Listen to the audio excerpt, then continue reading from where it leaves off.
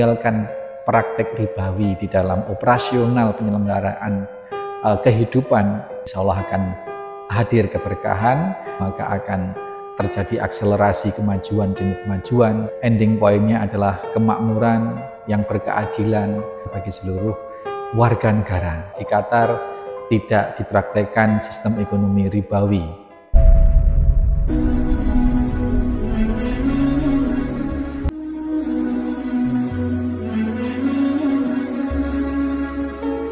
Assalamualaikum warahmatullahi wabarakatuh. Teman-teman sekalian, momentum 20 November hingga 18 Desember 2022, momentum Piala Dunia di Qatar. Banyak pernak-pernik yang kemudian terekam ya informasi mengenai Piala Dunia dan Qatar. Nah, di antara yang akan kita bicarakan, yang kita obrolkan pada kesempatan kali ini adalah bahwa di Qatar sistem kewarganegaraannya sedemikian memukau, yang makmur.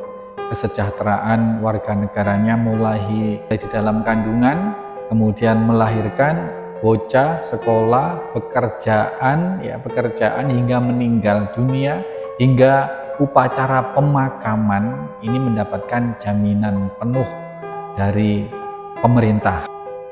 Bayi di Qatar yang lahir sudah mendapatkan jaminan kesejahteraan. Nanti kemudian sekolah sudah dijamin pendidikan secara gratis dengan pendidikan yang terbaik. Kemudian dikala memasuki jenjang kuliah juga disediakan universitas yang memadai, yang bagus di dalam maupun di luar Qatar. Kemudian ketika lulus jamaknya di negara-negara lain termasuk di Indonesia tentu mencari pekerjaan. Di Qatar ini justru setiap mahasiswa atau mahasiswi yang lulus lebih dari satu perusahaan bonafit yang melamar, yang sudah inden begitu, inden. Ini kita perlu kemukakan agar setidaknya kita punya gambaran bahwa ada negara yang bisa memperlakukan warga negaranya seperti itu, yang sedemikian bisa menjamin kemakmuran, kesejahteraan warga negaranya seperti itu.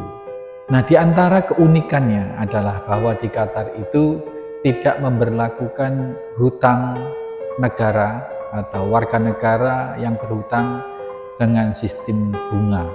Ini satu poin penting yang tidak bisa kita anggap sepele atau kita tidak bisa anggap remeh, teman-teman sekalian. Jadi ketika kemudian kita merunut pada ajaran Islam bahwa sistem ribawi itu adalah sistem yang akan menghancurkan, dan kalau ini mau ditarik benang merah di dalam bernegara tampaknya sangat relevan. Indonesia yang terjerat utang sedemikian besar, atau Indonesia yang kemajuannya tertatih-tatih seperti ini, Indonesia yang memiliki sumber daya alam luar biasa, sumber daya manusia tidak kalahnya kita, potensi-potensi warga negara kita. Kenapa terseok-seok sedemikian rupa sejak merdeka hingga hari ini? Kalau kita mengaca pada kemakmuran dan kesejahteraan seluruh warga negara Qatar, ternyata di Qatar tidak diberlakukan hutang piutang dengan sistem bunga.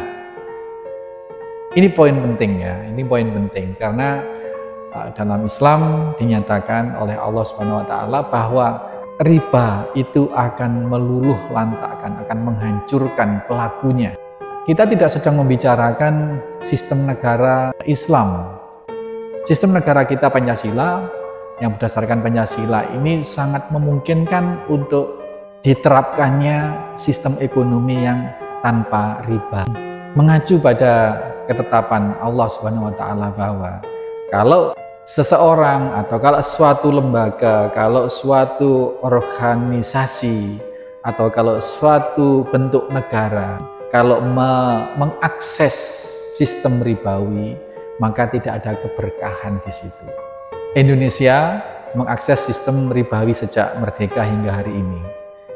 Nah, oleh karenanya Seberapapun orang pandai, seberapapun profesor pegawai ekonomi yang seberapapun pintarnya, ya, tetapi apabila menafikan kaidah ini bahwa apabila tidak meninggalkan riba atau apabila menerapkan sistem riba atau apabila memakan riba, maka tidak ada keberkahan di situ. Bahkan terjadi kehancuran demi kehancuran. Bahkan Allah menyatakan perang kepada para pelaku ribawi. Nah, ini ngeri sekali. Nah, apakah hal yang demikian ini belum pernah terlintas, terpikir oleh para penyelenggara negara kita? Gitu. Ini hal sepele. Kita tidak sedang bicara tentang sistem negara Islam dan lain sebagainya. Tidak. Bagi saya pribadi dan bagi segenap para pendiri bangsa, Indonesia yang berdasarkan Pancasila ini sudah tepat. Dan di situ dimungkinkan diterapkannya aturan-aturan Allah Subhanahu wa taala untuk mengelola negara ini.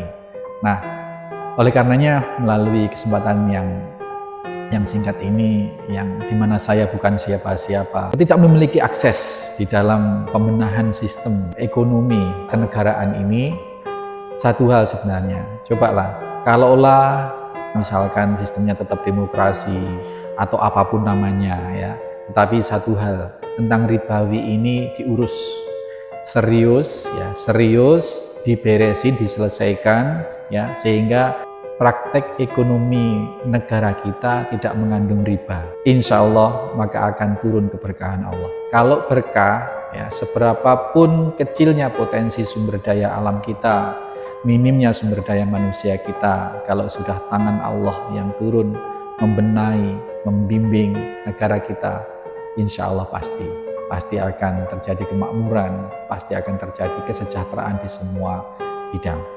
Nah, kuncinya tinggalkan praktek ribawi dalam berekonomi. Meninggalkan riba, mengharap keberkahan Tuhan yang Maha Esa bagi semua agama. Meninggalkan yang dilarang oleh Tuhan Allah Subhanahu wa taala, sedemikian menjelentrehkan tentang haramnya atau tentang mudorotnya, tentang ketiadaan berkahnya terhadap praktek-praktek ribawi. Nah, ini kalau kita tarik dalam kehidupan kita sehari-hari, rumah tangga kita, diri kita, ya, lembaga-lembaga kita, ya, skala-skala kecil.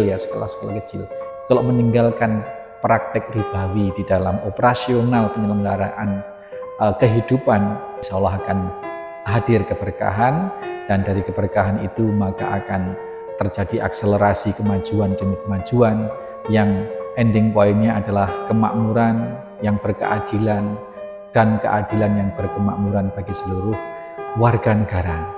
Nah, Qatar itu salah satu poin penting yang kita bisa rekam adalah bahwa di Qatar tidak dipraktekkan sistem ekonomi ribawi. Kalaupun warga negara berhutang kepada lembaga keuangan di Qatar, itu tidak ada bunga. Kalaupun kredit rumah, ya, di sana itu tidak ada bunga sama sekali. Kepada warga negara diterapkanlah kaidah-kaidah Tuhan, yakni diantaranya meninggalkan riba.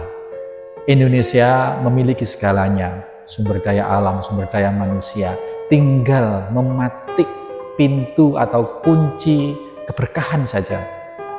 Kalau keberkahan ini kita peroleh diantaranya dengan meninggalkan yang Allah Subhanahu wa taala larang, yakni menerapkan praktik ribawi, Indonesia akan luar biasa.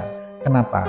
Kita tidak menempuh jalur yang sudah nyata-nyata Allah jamin menjadi satu sebab kemakmuran karena adanya keberkahan itu. Karena Allah, Al-Quran itu sifatnya bukan lagi trial and error, bukan coba-coba lagi. Kenapa? Sistem yang sudah nyata-nyata Allah nyatakan.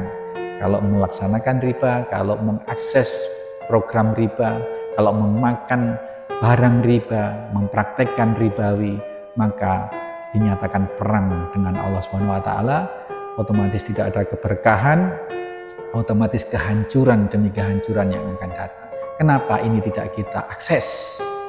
Konsep ini kenapa tidak kita akses? Yang sifatnya sudah qat'i, yang sifatnya sudah pasti. Kenapa kita masih coba-coba dengan sistem-sistem yang sifatnya masih spekulasi-spekulasi yang terbukti sudah menimbulkan kehancuran demi kehancuran di beberapa tempat, termasuk di Indonesia. Meninggalkan riba, mengakses ekonomi tanpa riba. Saya tidak berbicara tentang negara Islam dan sebagainya, tetapi aplikasi atau penerapan hukum-hukum yang sudah Allah Subhanahu wa Ta'ala jelaskan, kenapa tidak kita akses agar kita memperoleh keberkahan dan kemakmuran bersama. Demikian, mudah-mudahan ini bisa menjadi satu poin dalam pemikiran kita dan setidaknya menjadi doa kita bersama agar negeri kita tercinta, Republik Indonesia, Negara Kesatuan Republik Indonesia ini benar-benar akan mendapatkan keberkahan dan kemakmuran yang diantaranya dalam kesempatan kali ini yang kita sampaikan adalah berbenah, menghindari, membersihkan diri dari praktek ekonomi ribawi. Insyaallah, mudah-mudahan. Barakallahu fikum jami'an. Assalamualaikum warahmatullahi wabarakatuh.